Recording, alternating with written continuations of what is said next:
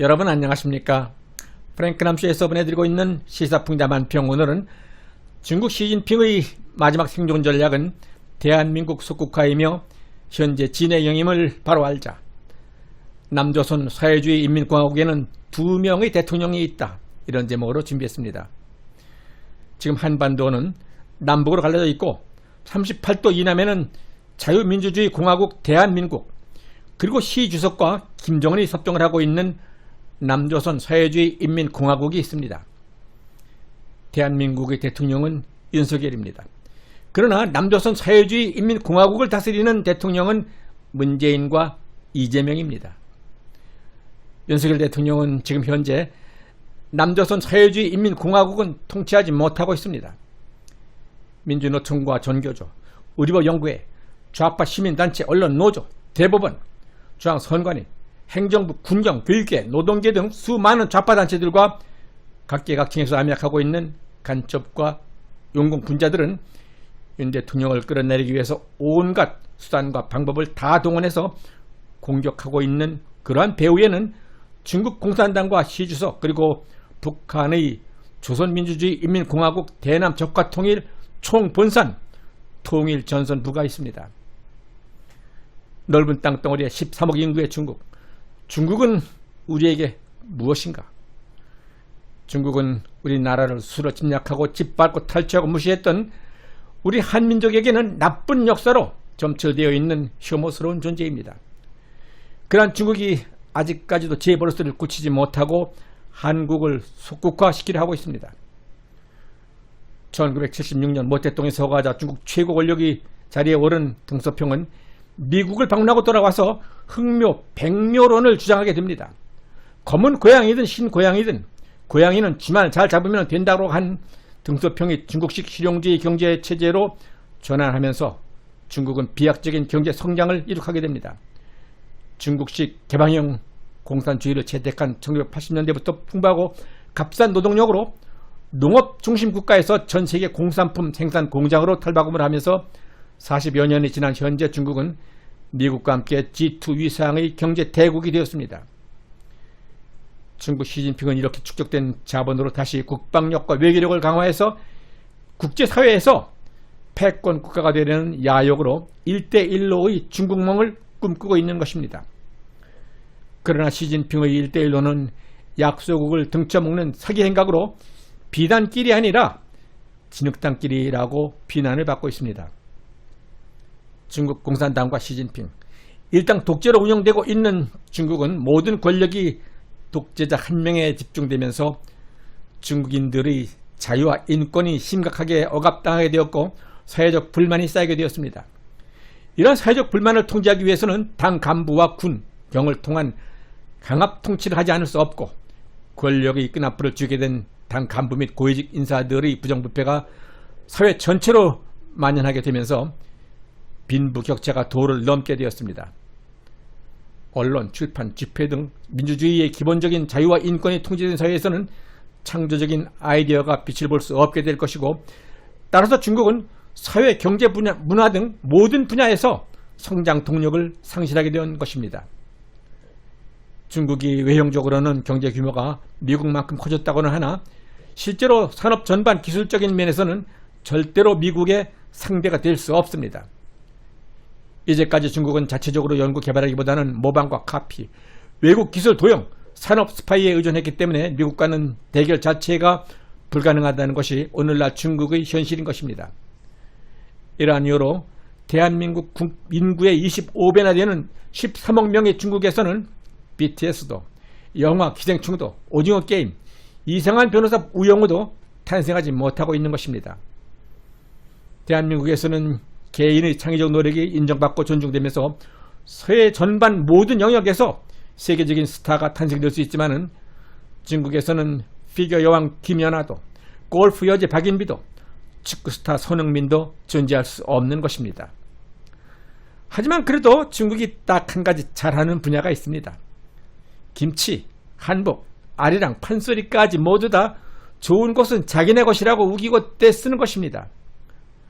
그런데 이번에는 여기서 한 발 더 나아가서 잉글랜드 프리미어 리그에서 득점왕에 선정되어서 세계적인 스타 반열에 오른 손흥민 선수마저 손흥민은 중국 고전 소설의 주인공 손오공의 후손이기 때문에 중국인이다 라고 우기고 있는 실정입니다. 참으로 기가 차서 말문이 막힐 정도입니다. 13억 인구의 중국, 오늘날 사람들이 있는 곳이면 어디든 중국인이 있다라고 할 정도로 전 세계 국가 중 인구가 가장 많은 나라가 중국을 일컫는 표현입니다. 또한 중국인이 있는 곳이면 어디든 짝퉁이 있다. 이것은 중국인의 짝퉁 사랑, 짝퉁 모방 실태가 그만큼 심각하다라는 의미일 것입니다. 중국은 가전부터 시작해서 패션, 뷰티, 식품, 외식 분야는 물론 역사와 문화도 한국을 뺏기거나 자기들 것으로 왜곡하고 있는데 최근에는 단순 모방에 그치지 않고 자국 짝퉁을 원조인 양 내세우기까지 합니다. 중국에서 생산된 중국 브랜드를 한국산 한국 브랜드라며 세계 무대에서 한류 장사를 하거나 한국의 외인과 한류 스타를 중국인으로 홍보하기도 합니다. 참으로 상대하기 거북한 인종들입니다. 이런 나라에서 창의적인 아이디어가 또 최첨단 신제품이 나올 수 있겠는가? 도저히 불가능한 일입니다.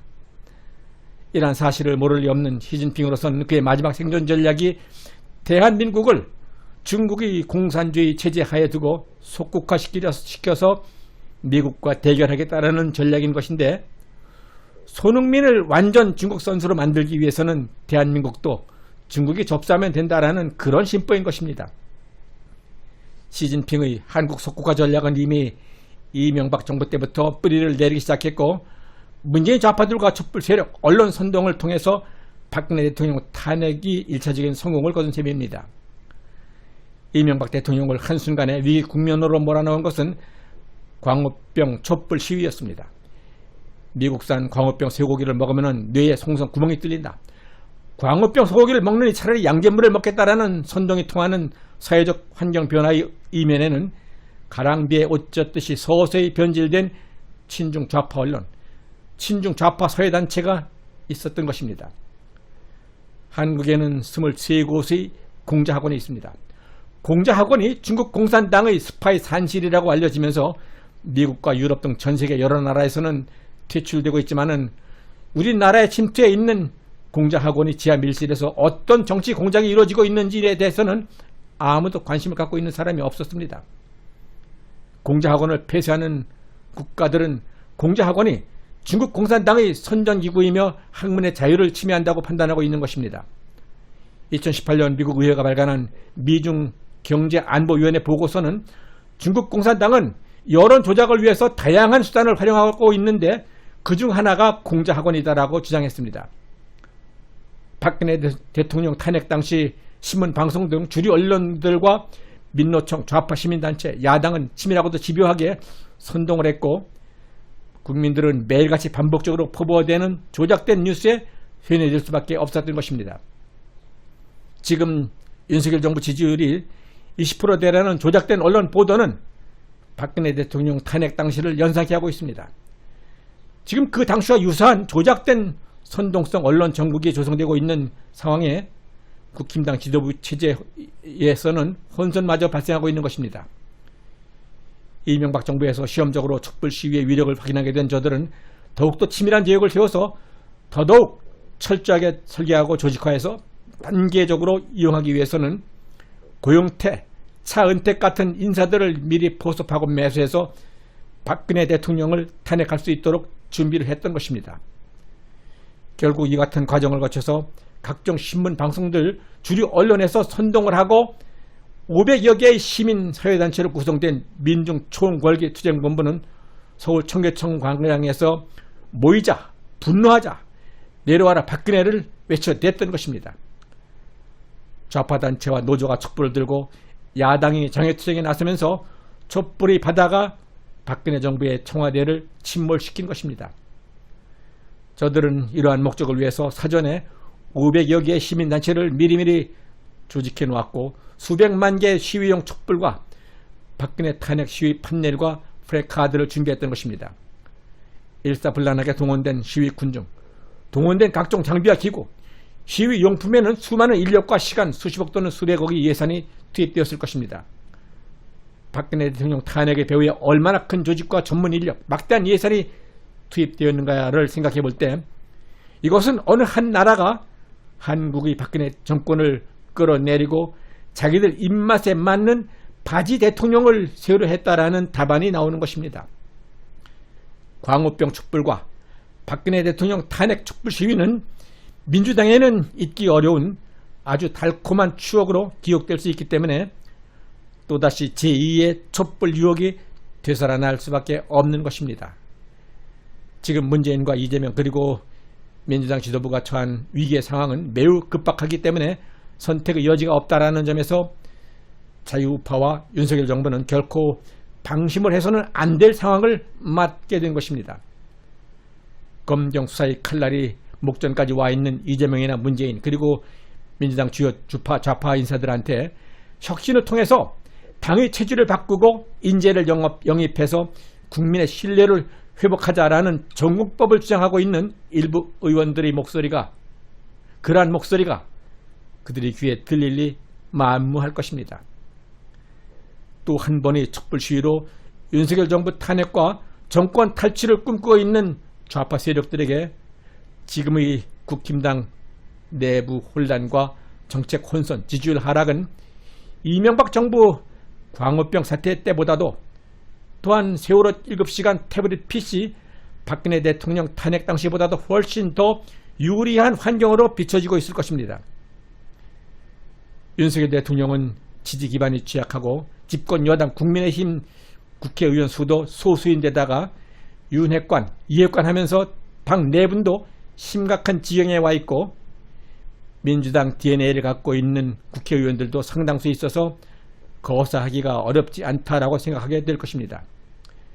이러한 역사적 흐름, 거대한 시나리오의 원작 배경은 중국 공산당과 시진핑 그리고 북한의 통일전선사업부 김정은이 있습니다. 미국의 제재와 압박을 받고 있는 시진핑은 장기간 코로나 사태로 인한 경기 침체와 다국적 기업들의 탈중국 현상, 부동산 붕괴, 시진핑 3차 연임 독재 체제에 반대하는 세력과의 파워게임 등 이러한 모든 불리한 상황을 타개하기 위해서는 어떻게 하든 대한민국을 중국의 영향권 하에 두어야 한다라는 시 주석의 생각이 그 어느 때보다도 간절한 순간인 것입니다.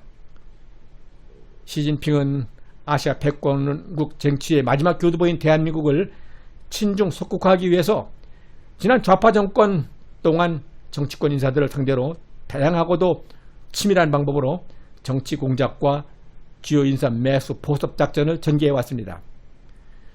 중국 공산당의 전형적인 정치 공작, 금권으로 주요 인사 매수, 미인계, 스파이 침투 등은 이미 미국, 영국, 독일, 호주 등 여러 나라에서 발각되어서 해당 국가 간 정치적인 문제로까지 비화되면서 크게 보도되었건만 우리나라에서만 아무런 문제가 발생하지 않았다는 것은 참으로 놀라운 일이 아닐 수 없습니다.